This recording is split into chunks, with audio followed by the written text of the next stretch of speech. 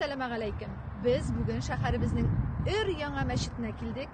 Әл-Әнгам дип исемләнгән иман йортына бүген бергәләп керәбез. Төзелеш эшләре әле дәвам итә. Assalamu alaikum. Әнә безне Әнвәр Габбасович каршы ала. Субханаллах, җәмәгать. Менә без хәзер иң зур намаз укый торган бүлмәсенә, залына кердек. Һәм нәрсә безне җәлеп итә? Иң беренче аяк астына җәелгән, идәнгә җәелгән коверны карагыз әле сез. Бу махсус Төркиядән кайтартылган сарык җыныннан эшләнелгән диделәр. Аякка җылы, рәхәт. Шундый якты бинаймы, Үлия? Субханаллах.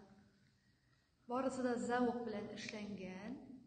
Люстралары да, төсләре шундый туры килеп тора, матур сайланган дип соң.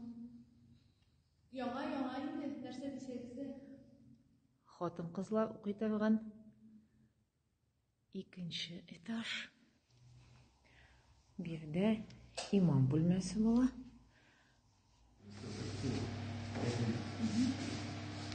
Комганнарын да килештереп, ак төсләп куйдылар бит. Машаллах, газалымдагы матурлыкны. Үлия шакката, сүзсез калды. Вообще чисталык, матурлык, зәвык белән эшләнгән һәр нәрсә. Таш бит бу җәмәгать, таш. Кызлар өчен оягым, керү. Булар мәҗлес уздыра торган бинаймы? Саны аз булганда никахны менә биредә генә дә укытырга була. Бу икенче этаж безнең. Бу өстәлләр әлегә временный, монда бик матур булачак иншаллах. Хатын-кызларның аяк киемнәре дә ак кына, матур.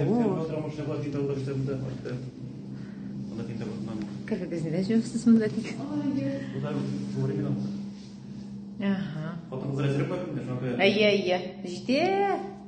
Хәзер иман йортының иң матур җиренә керәбез. Икенче кат, монда хатын-кызлар намаз укый. Ой, бизәлеш бик матур шул. Картинка монда, картинка. Бу гадәти шамаилләр түгел. Аларның барысында да Аллаһ Тәгаләнең исемнәре язылган.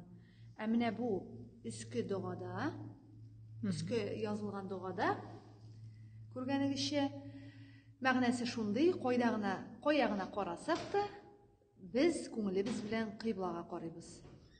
Ислам нигезләрен өйрәнү өчен биредә сыйныфлар да бар. 3 сыйныф бүлмәсе. Менә шуларның берсе. Күрдек. Әлеге иман йорты күргәнегезчә Столичный урамы, ягъни Башкала урамы 57-нче йорт адресы буенча урнашкан. Һәм ул бер иман йорты белән генә шикләнми, ә биредә тулы бер комплекс булачак киләчәктә. Зарыгып, төзелеп бетүен көтәбез.